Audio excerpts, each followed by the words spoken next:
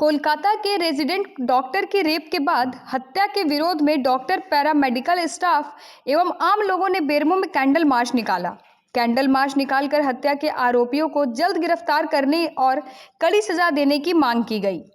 मार्च में उपस्थित लोगों ने कहा कि यह दिल दहला देने वाली घटना है और ऐसे हैवान को फांसी की सजा होनी चाहिए।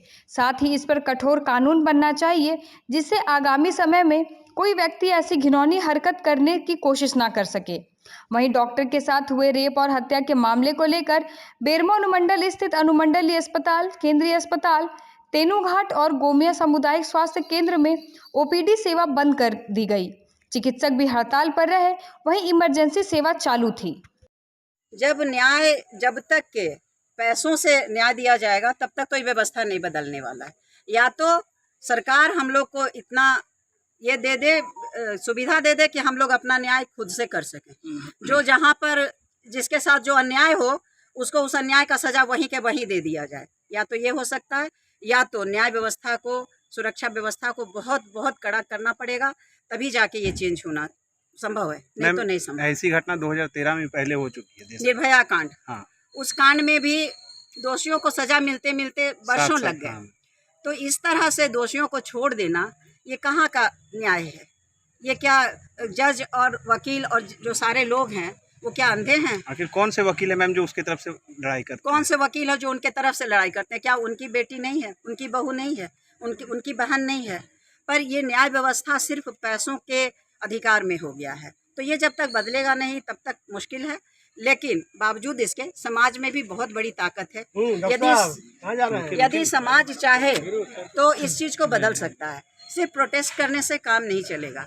सड़क पर यदि किसी माँ बहन के साथ किसी तरह की दुर्घटना हो रही है तो समाज के 10 लड़के यदि कूद कर उसमें खड़े हो जाएं और उसको बचा लें और ये एक नियम बना दें कि यदि किसी की माँ बेटी बहन के साथ कोई दुर्घटना हो रही है तो हम लोग उसमें कूदेंगे और बचाएंगे, तो वहीं का वहीं न्याय मिल जाएगा। क्या इस घटना के बंगाल सरकार दोषी है? दोषी पकड़ा जाएगा। हाँ, बंगाल सरकार, ममता बनर्जी की सरकार क्या इस घटना के ममता बनर्जी तो जो कर रही है पूरा संसार में विदित है, बिल्कुल दोषी है, 100% दोषी है ममता बनर्जी का सरकार।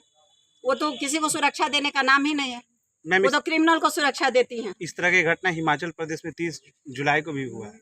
हाँ, एक नर्स के साथ बिल्कुल आए दिन होता है। डॉक्टर और नर्सेस जो है समाज में सबसे निरीह प्राणी हो गए हैं आज के समय में।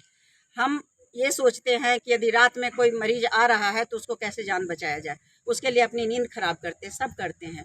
लेकिन कभी कभी तो मरीज के वेश में भी भेड़िया लोग आ जाते हैं और उस समय भी डॉक्टर का मर्डर से लेकर रेप तक हुआ है। जीवन दान देने वाले डॉक्टर्स के साथ, जैसा कि डॉक्टर मैडम ने, हमारी दीदी शकुंतला सहाय ने कहा कि जो हम लोग सबको जीवन बचाते हैं वही सुरक्षित नहीं है तो कौन सुरक्षित है? आखिर मैम देश की जनता के जो प्रतिनिधि लोकसभा में बैठते हैं, प्रतिनिधित्व करते हैं, वो क्या कर रहे हैं? जनता का कसूर सबसे बड़ा है। जिस प्रतिनिधि को चुनकर भेजते हैं वो लोग, उनके बारे में उनको सारा हिस्ट्री पता रहता है ये क्या प्रतिनिधित्व करने जा रहे हैं। पर ये सबसे बड़ा रेप और उसका की हत्या हुई है, इसी के अगेंस्ट में हम लोग प्रोटेस्ट मार्च निकाले थे।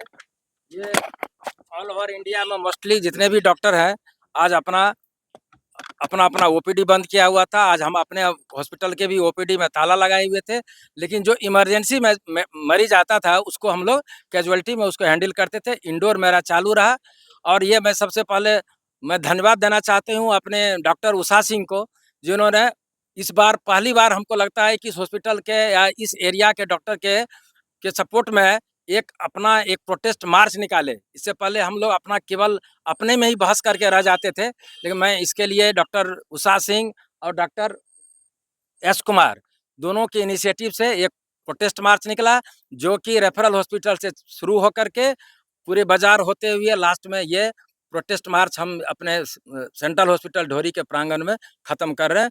इसमें जितने भी हमारे जो ये प्रेस रिपोर्टर हैं और खास करके सिंह साहब, दिनेश सिंह साहब, उन्होंने बहुत जोरदार भाषण आवाज़ में अपना प्रोटेस्ट बुलंद किया।